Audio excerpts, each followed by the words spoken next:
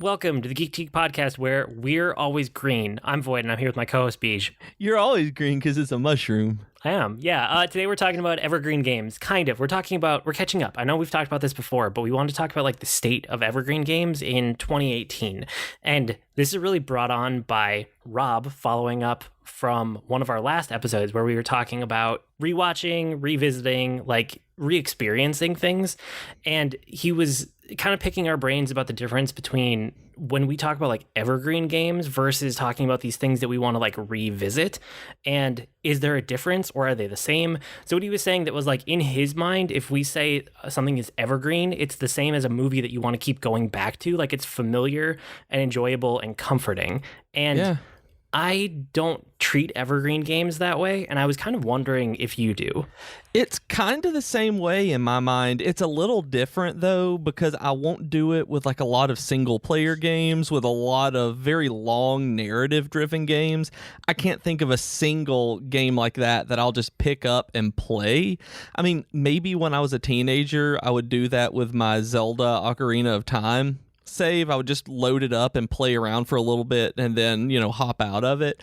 But I can't think of any long form games, I guess, that I would play like that I can just, go play a little bit of Final Fantasy 15 and then I'm like, okay, I've played that now. That just doesn't seem right to me. It doesn't have that feel.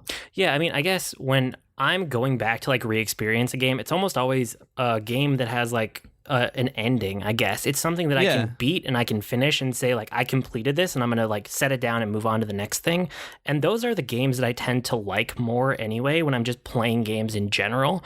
Whereas evergreen games in my mind are games that have no ending. And there might be modes with endings to them, but there's some kind of mode, there's some kind of hook that no matter what, you can always put more time into it and you're never gonna beat it, you're never gonna finish it. It's just always gonna be there. So for me, like, I know a lot of people find comfort there, right? So people who play like Dota or League of Legends, and like that's their main game and they play it every night and they play it with friends, and like there's that comfort, there's that familiarity. For me, most of my evergreen games kind of sit on the back burner until I just need something that like takes no brain power, because I already know how it works. I'm not one to like really get hooked on the competition or the evergreen like loop for long. I've talked about how I don't like the gear treadmill and MMOs, and I'm just not there to compete in like competitive games. I don't want to win or be the best. Like, that's never something that's driven me in video games anyway. Right. So I go back to them, more often than not, it's because like I just don't have the brain power for something else, or the game that I'm in the middle of would be like a single player game that I'm super invested in, and it's not a good podcast game, and I want to just zone out and listen to podcasts. That's when I'll like go back to the evergreen games. And I think for me, it's whenever I want something that I can play in, and it's going to sound weird but it's kind of the same thing that you said, but I can play in small bursts and still actually play the game. Where for me, I think the difference in like, he mentioned revisiting a game and evergreen games, like what the difference was.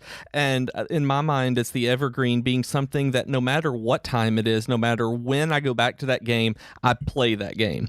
I don't experience a part of that game. I don't go back and like play Final Fantasy 15, like I said, and do a side quest and then, that's part of it, or do a fight a little bit and, level up. It's if I go back to Hearthstone or Rocket League or Overwatch, I am playing the complete experience, and it is a self-contained kind of episodic thing, really. It's like watching a sitcom where it's like you go in, you have the self-contained story, or reading a one-off mystery novel or something like that.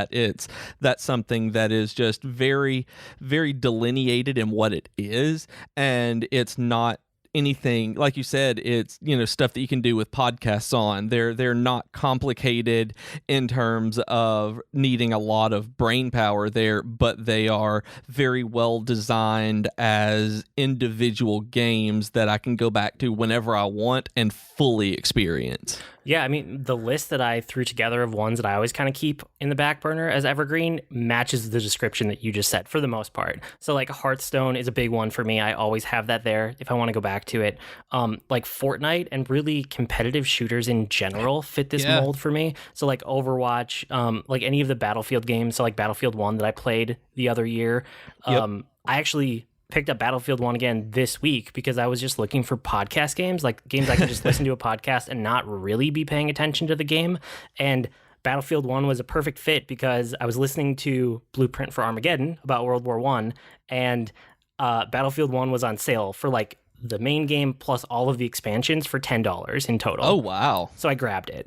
And yeah, absolutely you did. I just like went back to being the medic class, and I just kind of like healed people and ran around and shot randomly, and I wasn't really paying attention, but it was there. It was something to like do with my hands to like occupy them while I was just listening to a podcast.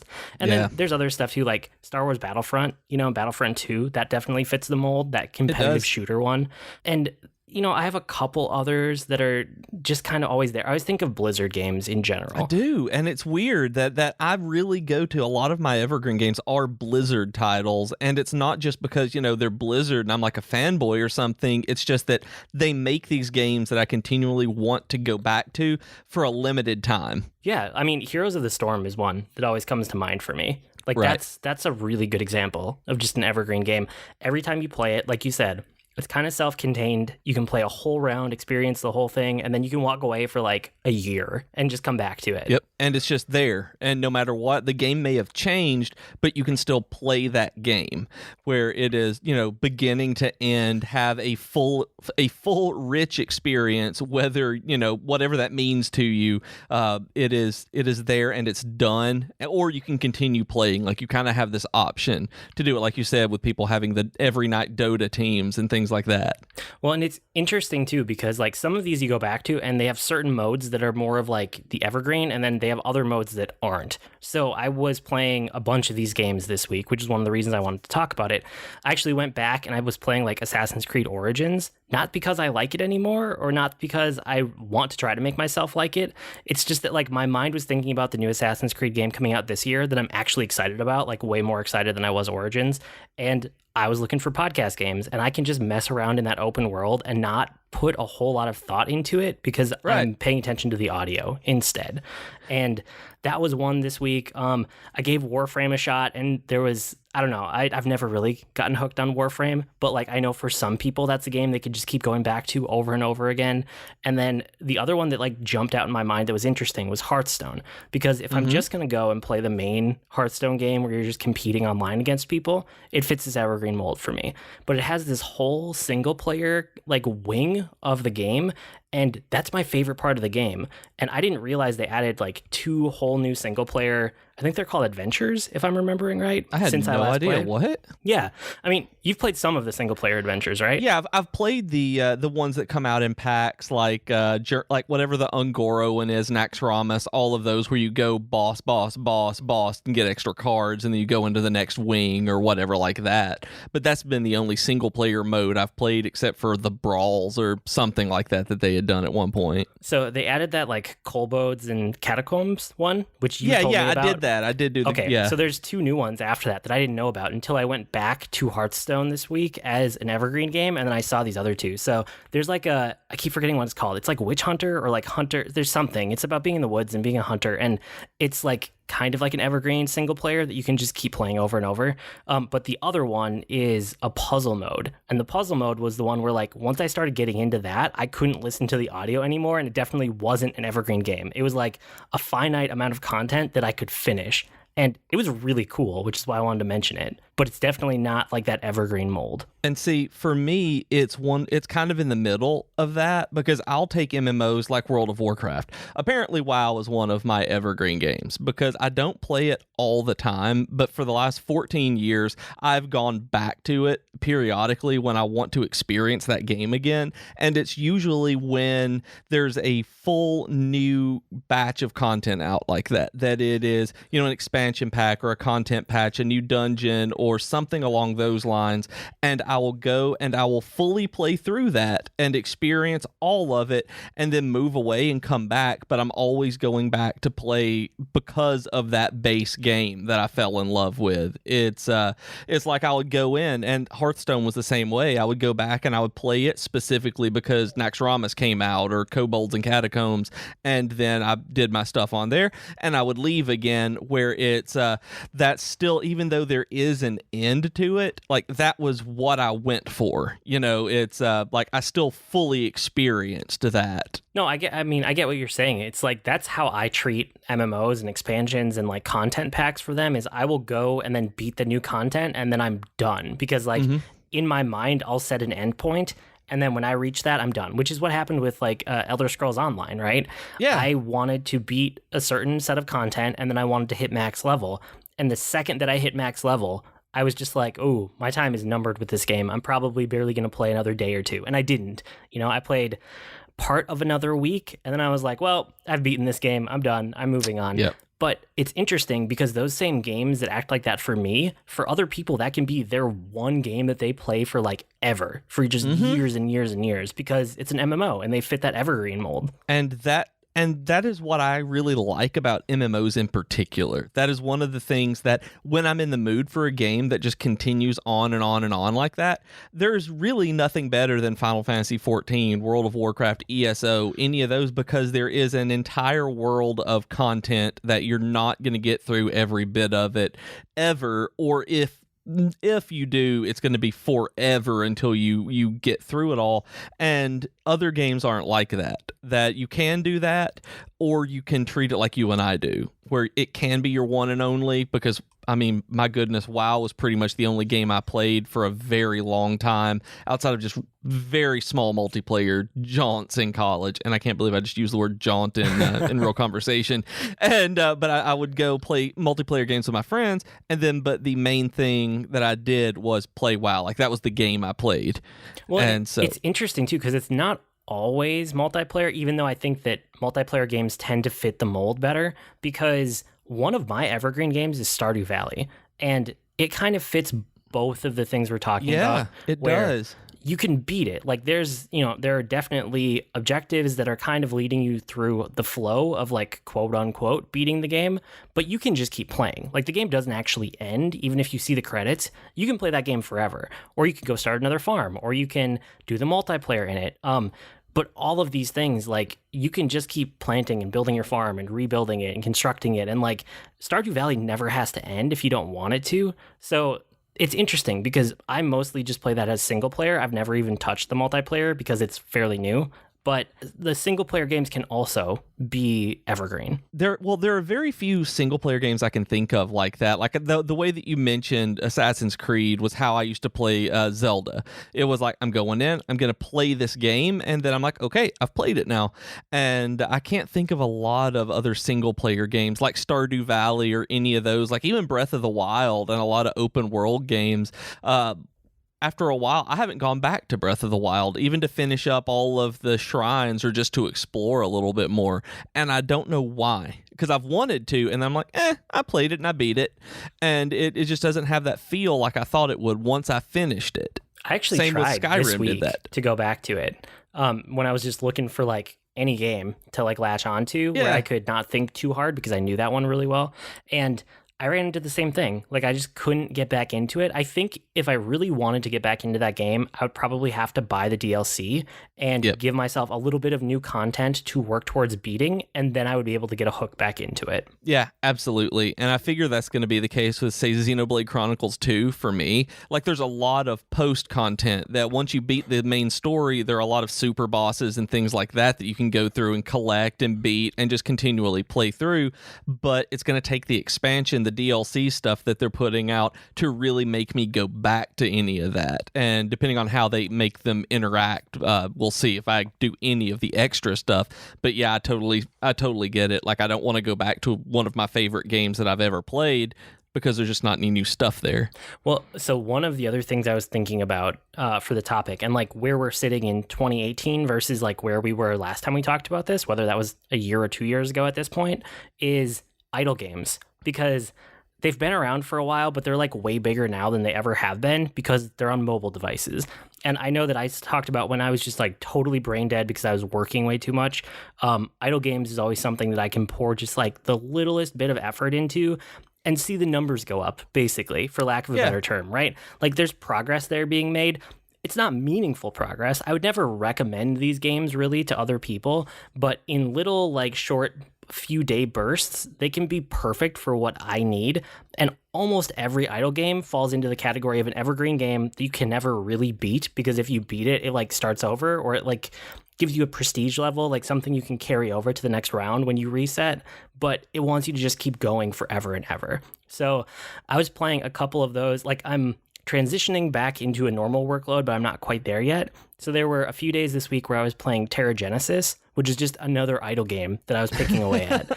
And it was like terraforming a planet slowly. So you have all of these different things you can build on the planet, and it will like change the levels of oxygen and pressure and water and like all of these things about the planet. And you'll get to the point where it'll be like, okay, increasing your pressure by 400 per minute, or like 3 per minute, or subtracting oxygen by this amount per minute, and you just have to check back in later, right? But it's never like done and completed. And that kind of game sounds absolutely terrible for me. That there is nothing about that intrigues me even a little bit. That I do not think that idle games would be something I don't know. That just sounds not fun. And I know that's kind of the like, point. I don't sit down to like actively play this and be like, oh, I'm so excited. It's like when it's 10:30 at night, I've been doing stuff nonstop since 5:30 a.m. when I woke up, and I can finally sit down for the first time, and I need to do like something that's just giving me measurable progress for 10 minutes. Like, that's how these games fit into my life. Or I have 5 minutes for lunch, like when I'm not eating, and I can actually like take 5 minutes for myself, but I don't have time to take a full hour lunch break. It's like, let's open up this idle game and like do something, hit a couple buttons and like see the numbers go up. They're not good. Like, I know they're not good, but they also are a very particular tool that I can latch onto for short amounts of time. I don't think I've ever played any idle game for more than 2 weeks, and that would be at like the longest stretch. Generally, I will play an idle game for like 2 to 3 days, and then I'll delete it and never go back to it. You know, you saying it was the you being at 10 o'clock at night and needing something to do like that really clicked on why those kind of games don't work for me, and that they might have like 3 years ago, is because I've worked so hard with my counselor. Like, this goes back to like, I think the first episode we did of this, where I worked so hard to like only do one thing at a time, and to try to cut off that kind of hyperstimulation in my brain, where it's if I have that 5 minutes, I purposefully don't do that, so that I have that moment of stillness, and try to purposefully take that time to do either nothing or just be there. Where before, that kind of thing, like always having that stimulation, would be when I'm, for me, scrolling on Twitter, playing a game like that, even doing something like Fire Emblem Heroes, like I know that you play, or Hearthstone or something, just trying to complete that one more small thing, or see if I can get one more hero or whatever, would be what I did. And over the last few years, I've worked very hard to move away from needing that because of my addictive personality. And I need it sometimes to take ownership of my day, because, right, like, you know how much I've been working. Like, I've been working for a few months now, like close to 70-hour weeks, sometimes very more. Long time. Yeah, I tried not to actually calculate how much I was working, because I know it was a lot. But when you're working that much, and then the second I get home, I need to be like on in dad mode, and I need to get the kids fed and make sure they're all taken care of and get them set up for the night and tucked in, and like just all of the things around the house that need to get done. So a lot of the time, it just feels like my time isn't mine, because I need to be doing something from 5:30 when I wake up until sometimes 10:30 at night. And it's like, I need something for myself for even just 5 minutes, just to take ownership of my day, because the only other option, if I stopped, like you said, to just take a minute of silence, is I would fall asleep. Like, if my options are fall asleep or do something for like 5 or 10 minutes to just like own my day, I'm always going to choose that over sleep. I understand that. I can totally see that.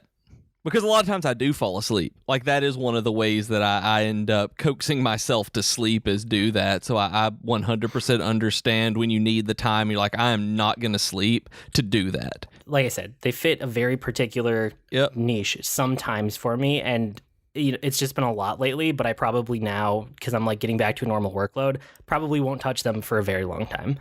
But like, I don't want to end on idle games, because probably my favorite evergreen game ever is one that I still actively play a lot, and it's a mobile game. And I know I've talked about it before, but it's Card Crawl.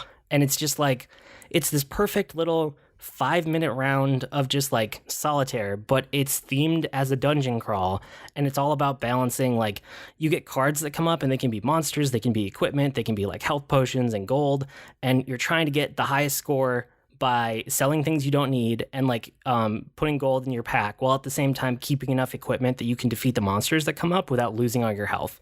But when you play it, it plays like solitaire, but it's like dungeon themed solitaire, and I love that game. And that's something that sounds both interesting and weird to me, and I just haven't picked up to try. It's still my favorite mobile game, probably. I mean, Hearthstone is right up there with it for different reasons, but like, if I'm just gonna play one game, like if you had to tell me that I had to delete every game off my phone except for one, and I can only keep one, it's gonna be Card Crawl, without a doubt. And I mean, that's really high praise from you. That's the kind of thing that everybody who's listening should go get it. I should as well, just because that kind of thing is, you have so many games that you're experiencing and playing and go back to that. Well, I shouldn't say that you go back to, but the good ones that you keep like that, very high praise that we should all get it. I like it. I like it a lot.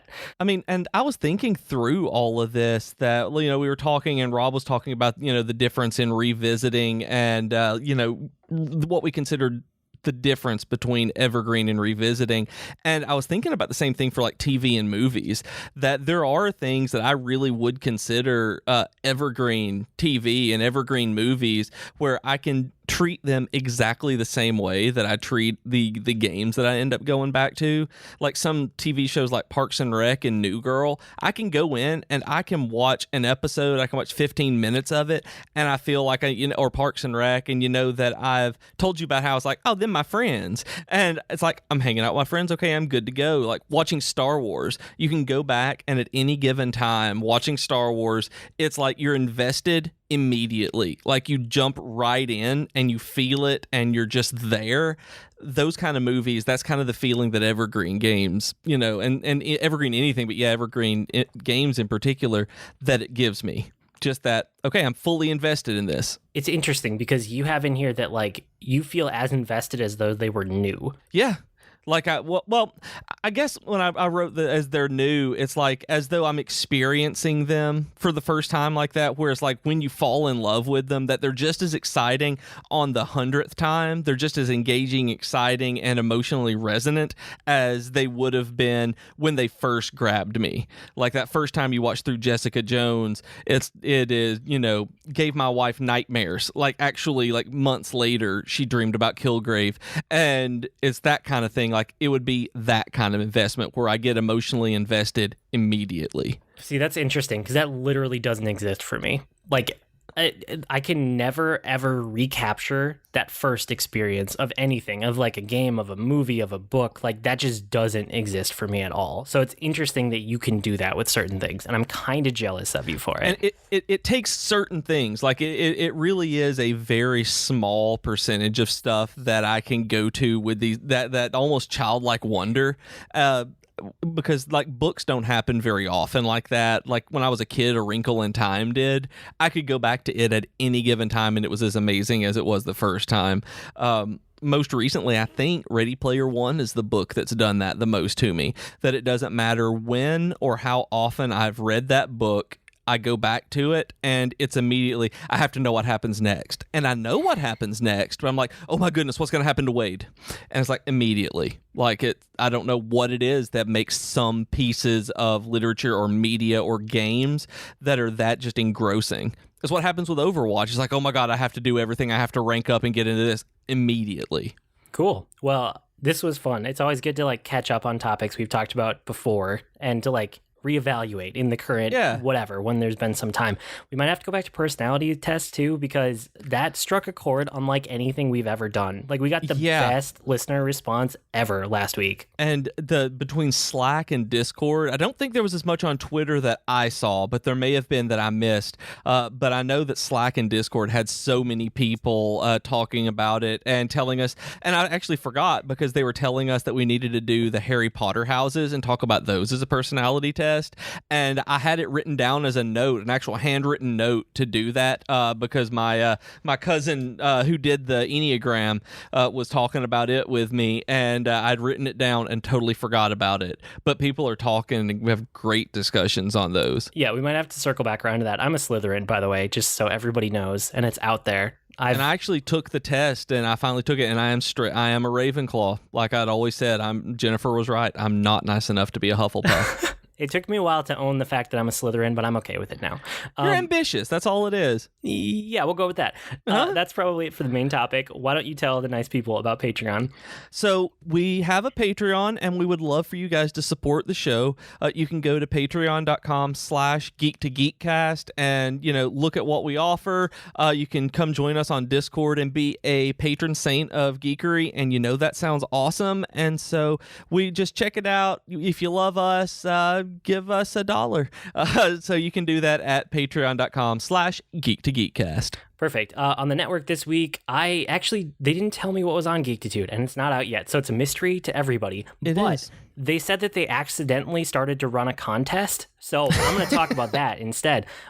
They want listeners to contact them with their ultimate Sinister Six team. So maybe they were talking about Spider-Man this week. I don't know. We'll find out. And then out of nowhere, after that discussion started, Ray Vargas said that he'll draw whichever one was their favorite. So if you send them your picks of your favorite, like Sinister Six or your ultimate Sinister Six, one of you will get a drawing out of that, and it's going to be from Ray, so it's going to be fantastic. I'm supposed to tell you, you can listen to the end of episode 126 of the Geektitude podcast, and they have all of the information there, and I'll probably have more info about it next week. Tea Time with Katie and Chelsea this week. There was Crazy Rich Asians film review, which I got to listen to that, but also I want to see the movie, so I don't know. I'll probably just listen. I'm not really worried about spoilers, but I just keep hearing nothing but good things about that movie. It's so good that it's one of those that I want to see again in the theater. That I didn't think that I would, but I really want to go back and watch it again. Cool. What do you got for a weekly geekery this week? You're still doing WoW? I'm still playing World of Warcraft. But I've started today, actually. No, wait, today is Tuesday. Yesterday, I started actually doing Mythic dungeons. They don't have the Mythic Plus dungeons the ones that keep gaining in difficulty every week, or every time you go through. But I was playing through some Mythics. I've been tanking, actually, for the first time in 14 years, which is interesting. I've never tanked. Not one time in WoW have I ever tanked anything more than, like, on a quest, I would, shift into bear form so I didn't die. Or the people around me didn't die. Never have, and it's really fun.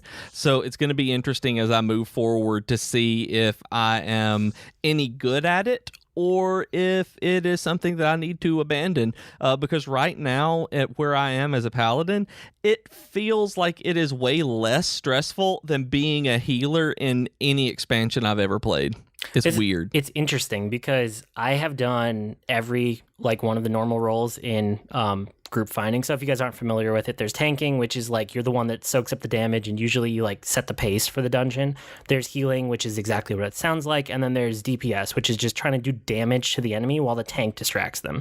And I've done every one of those over time. It's interesting to think back to the times where I enjoyed tanking and did it seriously for a long time in a row were times that I did not have a leadership role in my job. And the times where it never clicked with me and I just couldn't get into it were the times where I had to be some kind of manager or leader at work. And I think that tank role, there's something about setting the pace and kind of being in charge of the flow of the dungeon that when I have to be in charge of things at work, I just don't want to do that with my free time. That makes sense, at least for the last little while, why I never did, because I would go in, I would play dungeons, and the reason I'd started playing DPS characters was because I didn't want to have to think anymore and put forth any more effort in terms of other characters than I had to. I could do my job and not really worry about anybody else. Yeah, I mean, that's perfect. When you need to zone out, be DPS. Otherwise, if you want a little bit of engaging your mind, usually you can be a healer, but then you don't have to be in charge. You just have to keep people alive. Tank is really setting the pace, knowing where you're going, moving through the dungeon. You kind of become the de facto leader of the group, whether you want to or not. And yeah, I don't know. That's just the way that it goes from most of the time in most MMOs. And it's super weird thinking about it now because used to hunters did it, that it was always a ranged class like hunter who marked a target, everybody else CC'd, did crowd control on it in some way to knock enemies out of the fight for a little while, and then they would pull the monster or whatever it was back to the tank. And now it's completely changed over the years that the tank is the one charging in or pulling something, and it's just really a different landscape than it used to be, and I'm enjoying it for what it is right now. So we'll see if it continues that way. Also, Jennifer and I have started finally watching Jessica Jones season 2. Next week, you guys, I don't remember which way the Geekery it ended up, but you may hear me talking about Defenders next week. But we've moved into Jessica Jones season 2 after watching the Defenders, and I love season 2 of this. That there are so many people I heard that did not like this, that it was nowhere near as good as season 1, and I can totally see that, and it may not be as good as season 1, but I heard that it was bad because there was no villain, and that doesn't mean that there's not a story or even an antagonizing force in there. Did you ever watch this one, or all of it, or any of it? So I tried to, and then I ended up skipping until it got interesting, and I basically came to the conclusion that you can skip like the first 10-ish episodes and be totally fine. See, and I completely disagree because this is a character-based season that I'm about halfway through. I think we may be on episode 7 or 8, and there's so much character development going on that I feel that if you skip to the end where there was more narrative plot points that they were trying to hit, that I feel like a lot of what made this season good would be lost. And that's probably why I like it, is because I'm such a character guy that I like these characters. I like them as, well, I can't say I really like Jessica as a person, but I like them as people. I like to see them as more than just superheroes, and I like the way that they're handling this story. So yeah. Jennifer and I also went to a place called Dismal's Canyon this weekend. Like, we had to get away. We took a weekend and we rented a cabin at this place. It's maybe 45 minutes from where we are. You disappeared into the woods, and I didn't hear from you for a while. We did. I actually tried not to be on my phone very much. I mean, we only had 3G service in certain parts of the cabin, and the rest of it just didn't work.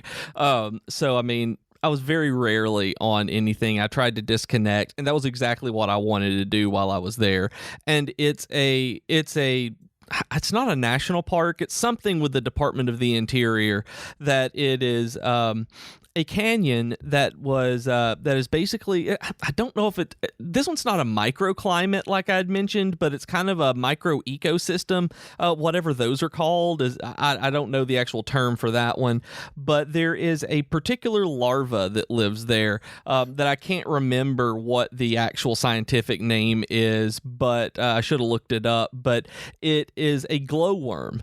It is a larva that glows, and it's a it's a unique one that is only found in this particular place, this particular canyon in Phil Campbell, Alabama, at Dismal's Canyon. And apparently they have at peak season like 7,000 to 8,000 of these that are pupating and then growing into their adult form, which is some sort of gnat apparently, and it has a 1-day lifespan, doesn't even have a mouth, and then dies. But it's the larva that's the actual creature, and we have like 7,000 or 8,000 of them. And then Fulton, something like that, North Carolina, has like a colony of around 15 of these, they said. But it's like those two places are the only places this particular species lives in the world.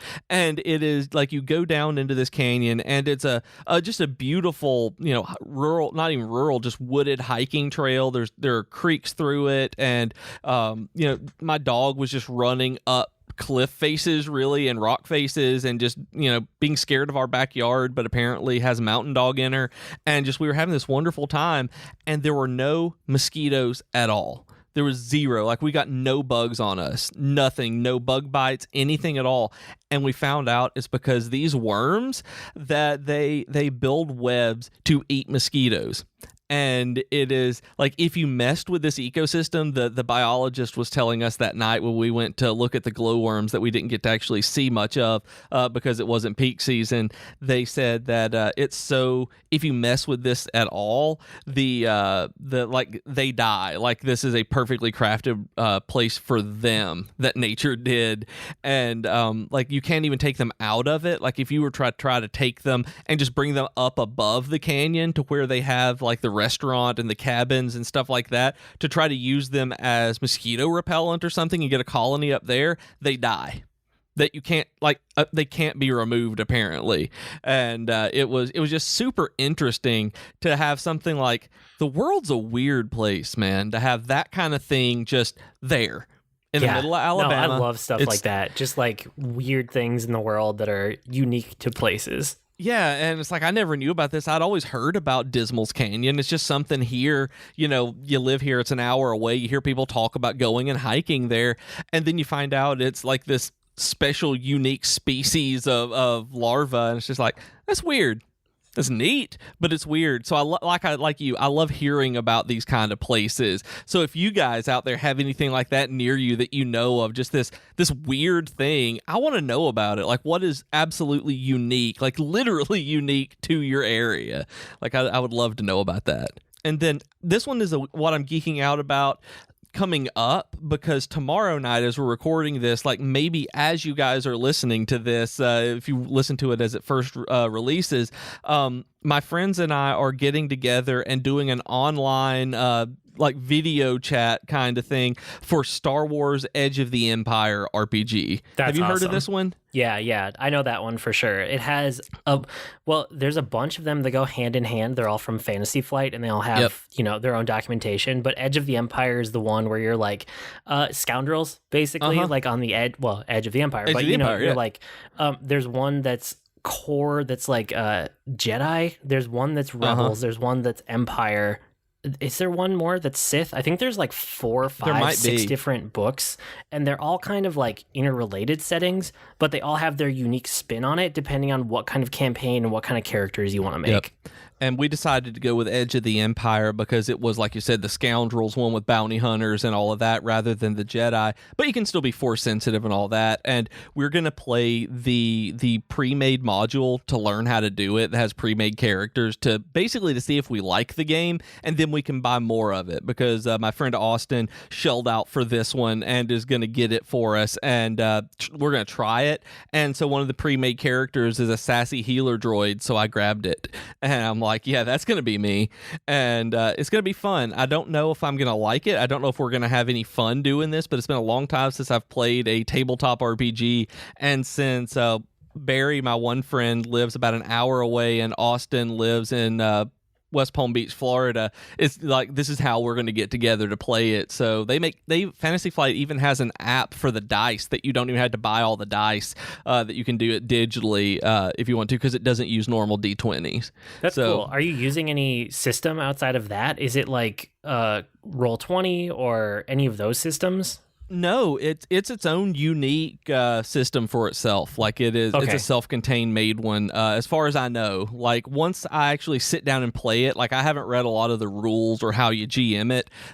Next week I'll be able to, well, 2 weeks from now, given the recording, I'll be able to tell you about it. But it's going to be interesting to see how it goes. Sweet. No, that's awesome. I want you to report back, especially on the technology aspect, because I want to do some kind of like standing RPG with adults, like online at some point. And there's just so many systems and so many approaches that I'd be interested to know what you guys land on. Yeah, and I'm because right now we're not going to use any of the what are they called? The platforms, I guess, that do the rendering or whatever it is, like give you the tabletop and the grid and moving around. Roll20 is a big one that I was thinking about. Okay. And right now, I think there's like Tabletop Game Simulator, and there's a bunch of different ones out there too. I always think of Roll20. And we're not going to try one yet. We're going to see exactly what the game needs before we end up moving further into deciding, because we've talked about that. So we're going to see what the game is initially before we figure out how we're going to approach it from that angle. Very cool. Yep, you have to report back because I want to know. Yep, for real. This week I found a new podcast called Masters of Scale. I guess I've been in like business podcast mode, even Which though is so weird because I've sent you business podcasts in the past. You're like, I don't want to listen to that. It's work. I didn't. And now that I'm like, something about being like way too deep in work is like, no, okay, now is the time to listen to these. And I don't know why, but they've been interesting to me. Whereas in the past, it always felt like work. Now it feels like, I don't know. I think I've just been like at the company I'm at long enough, and I've been at like high enough level now where I can actually make meaningful changes. So in the past, listening to things like this, it was always like, what can I actually take away from this and act on? Nothing. And now when I listen to business podcasts, it's like, what can I take away from this and act on? A lot. Like a lot. So it's really interesting to me. Like I'm today and tomorrow, I'm actually writing an article on the best podcasts for freelancers and the self-employed. And so it's really funny that you have this one on here. So I'm logging into my work account to the WordPress for work, and I'm writing this down so I can look at it tomorrow as I finish up the article. You should add Business Wars also because it's good. But Masters of Scale is the founder of LinkedIn, who's now one of the people who's like a VC. Like they fund, it's one of those, I just forget what they're called, but venture capitalists, basically, like a group of venture capitalists that, you know, they fund a bunch of startups and stuff. So it's him interviewing people that he knows about businesses and scaling and entrepreneurship, whatever the right word is that goes there. And it's so fascinating because the people that he knows are like the other founders of eBay that went on to all of these other tech startups. And, you know, he was talking to like the people who founded Google and Mark Zuckerberg. And he talks to other people that like I'd never heard of before with like it's a lot of e-commerce, or not even e-commerce, but it's a lot of like Silicon Valley, honestly. It's not all Silicon Valley, but it's very much like that modern Silicon Valley tech-based companies. Yeah.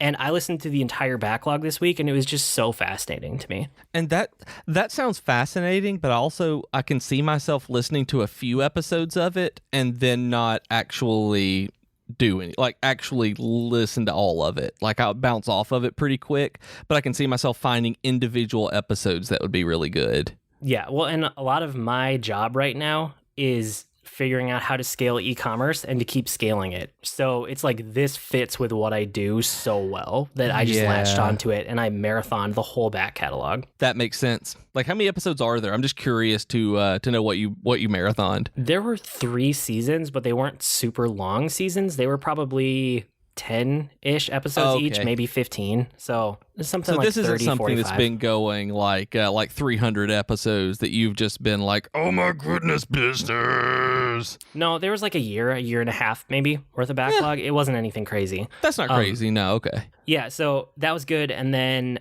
like I mentioned, I played a bunch of just podcast games because I wanted to listen to that. And then I was listening to Blueprint for Armageddon, which is still, for my money, the best piece of like World War I anything that exists. Like if you want to find out about World War I, go listen to Blueprint for Armageddon by Dan Carlin. It's a free podcast and it's amazing. But games and stuff that I did this week, I started playing Legend of Soulguard on mobile, and it's really good. It's a complete ripoff of Might and Magic Clash of Heroes. Did you ever play that game? No, I didn't. Okay, so it's a puzzle game. I think I know what you're talking about, but I'm not 100%. It's kind of a puzzle game, but not super heavy duty. It's like you have these lines of units and you can like move them around and line them up. So anytime you can like line up 3 vertically, they'll basically like make an attacking unit. And anytime you line up 3 horizontally, it'll make like a defensive wall or a defensive structure. And you can like put them into different combinations to make like big characters or small characters or like trigger special abilities. This is a blatant ripoff of that and like iterating on it. But the people who own Might and Magic Clash of Heroes have just let that concept set like idle for years and years. I think I played it as like an Xbox Live arcade game on the 360. Like it's been a while. So if a company leaves a good game idea dead in the water, I'm all about like other companies picking it up and running with it. And that's what this is. So I played it a bunch, but it keeps crashing my phone. And like, I need a new phone. Like I'm getting to that point. I think I'm going to have to get one here in the next 6 months because I'm still on an iPhone 6 and like it's really showing its age now. I read today that the new iPhones should go on sale September 14th if the current rumors are to be believed. And maybe a release of September 21st, they said? Yeah, I think I'm going to hold out until holiday season, probably. And then I probably am way overdue for a new phone. And usually what I do is I'll buy like the top of the line model and put a bunch of extra money into it and then just use that phone until it's almost dead, which is exactly what I did with the 6. Like, it was cutting edge at the time. It had just come out, and now it's lasted me for like 4 years. It'll probably be like 4.5, almost 5 by the time I replace it. Yeah, and I remember when you talked about it being new, because whatever it was that I was using at the time was not anywhere near, like, maybe I was using a 5C and I was so jealous. I was like, but like, you change your phone a lot, and I know a lot of people break that my do phone that. a lot. Like, I just know so many people that like get a new phone every year or like every other year at the very most, and mine go as long as I can make them go, and I'm just hitting that point with this phone. Like, it's almost done. Yeah, and I like new shinies, and I'm actually looking at the new iPhone X's, whatever, like maybe the iPhone XS or whatever they're going to release, the super new big one, because I may be moving back to iPhone because you told me that I would miss iMessage, and you were right. Shut up, Void. And, I was right. It's the killer app of the iPhone is iMessage. It really is. And I didn't realize, and it's not for anything other than HD video. When Jennifer sends me a video or a friend sends me a video, it's in really grainy MMS video instead of HD because it's not iOS, and that's dumb. There's a bunch of other stuff with iMessage that I like too, but there is, but it was that one that was the kicker for me. Okay. So yeah, outside of that and fighting with my phone to make it play a game, I should probably just play it on my iPad, but I don't get my iPad out all that often. We went to Dave & Buster's last weekend, and we played the giant claw machine, and I showed you our haul, right? Yeah, I was so jealous because I love claw games. I call them crane games. I love crane games like that, and getting that much stuff. Like, y'all were good at this. That was fantastic. Yeah, so they had never had the giant one working before, and they finally did this time when we went. So my daughter went up and played one round, and she almost got like one of the things out of it. And I was like, that was so close. I bet if we work together and really line it up, we can get it. So she tried it again, and I went around to the side of it so I could see where it was on like one axis, and she stayed in the front where you can control it, and she like lined it up in the other axis, and then we like confirmed with each other, and she got it on the second try. And awesome. So, yeah, it was super fun. So then we ran over to my wife and my son, and we were like, look what we got. The giant crane game was working. We got it on the second try. And so my son is like, I'm going to do it. And he's the younger one. And we're like, okay. So he walks over, and he almost got it on his first try. And then he got it on his second try. And we're like, okay. So we, all 4 of us, just start like working together to line up stuff. And probably out of about 10 attempts total, we got 5 different giant items. And they were mostly giant stuffed animals. One of them was like a giant bouncy rainbow ball. But it was so fun to do. Oh, they're so much fun. I know. Once you figure out how to do them, it's really addictive. I found out that I was good at them when I was 18, and my girlfriend wanted this like elephant that was a spring in the middle of it when we were on vacation. So I was like, I'll try, and then I got it. She was like, oh my God, you got it on the first try. And I was like, this is fun. And I learned from that point that I was really good at it and kept trying. And I had a friend in college dared me, asked me, there was this one at this restaurant called The Hearth in Martin, Tennessee. And he was like, BJ, and my friend Rory and my friend Luke, they both wanted a toy. And we only had one. He's like, I bet you can't get us 2 at the same time. And I did. That I got 2 toys on one claw, and I'll never be able to do it again. But it's like, that's my crowning achievement in my life right now. It's like nothing else matters. Like, I got 2 toys on one drop of the crane. So my daughter actually did that with the giant crane. Oh, no! Yeah, it was amazing. She was like, I want that giant gecko, and she tried to get it, and she got the giant gecko and the giant alligator at the same time. And it was... we were freaking out. We were like losing it. Yeah. You're like, what? Also, now, not to be morbid or anything, but your daughter can just die happy. Now she's reached the pinnacle this young. Like, it's only downhill from here for her. I'm not going to tell her any of that. Nope, you're not at all. We played a bunch of other games. Right. There's a new Rampage game for arcade that's based on the movie. It's a little bit simplified compared to like the Rampage games that you and I played when we were younger. Yeah. But it was still fun to like destroy a city with my daughter. That was pretty cool. And then she and I both played Luigi's Mansion Arcade together, and we beat it. So that was something that she wanted to do. And she loves Luigi's Mansion, right? She does. She's a huge fan of Luigi's Mansion. So this time when we went in, we started on the middle level out of 3 because we had played the first and the second level a lot, like the last few times that we've gone. And so we started on the middle one and we just beat the whole game. And she was so happy that we beat it. So I can say that I've actually beaten Luigi's Mansion Arcade now. That's awesome.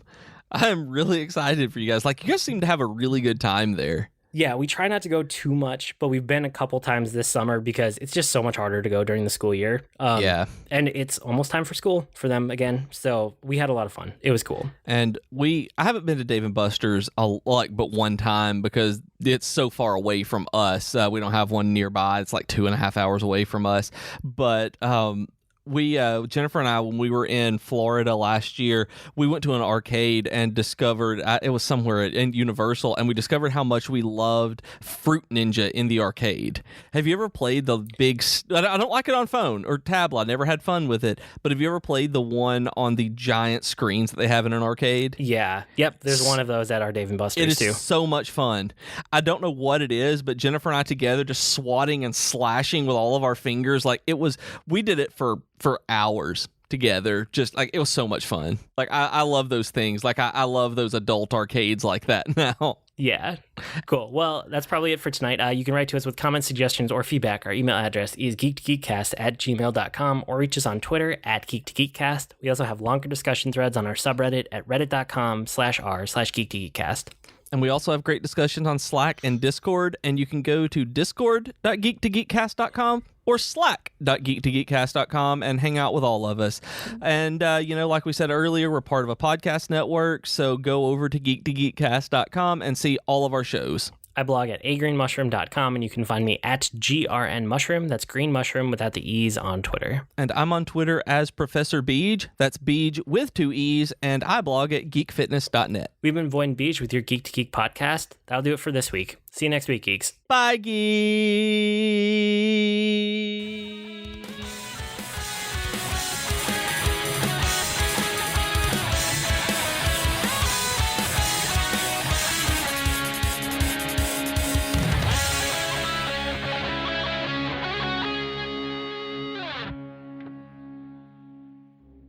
Hi everyone, I'm Katie. And I'm Chelsea, and we are the hosts of Tea Time with Katie and Chelsea. We are 2 best friends who love pop culture and talking about pretty much whatever we want. Katie! Yes? Stop thinking about Zac Efron and tell our future listeners what some of our latest episodes have been about. Well, we've talked about Zac Efron. No, get it together, Katie. Fine. We've talked about fan fiction, classical literature adaptations, favorite TV couples, and so much more. So grab your cup of tea or whatever your drink of choice is and download our podcast today. Hi, my name is Joe Hogan, and I'm a geek. And if you're currently listening to this, there's a good chance you're a geek too. So check out my podcast, Geektitude. Each week, I talk with somebody about their geek aptitude. Sometimes I talk to people in a geeky profession. Sometimes it's someone doing something really cool with their geekiness. Often it's another geeky podcaster. But it's always someone who wants to share their inner geek. So join me each week as we come together to geek out about all the geeky stuff we love. And remember, this week, keep it geek.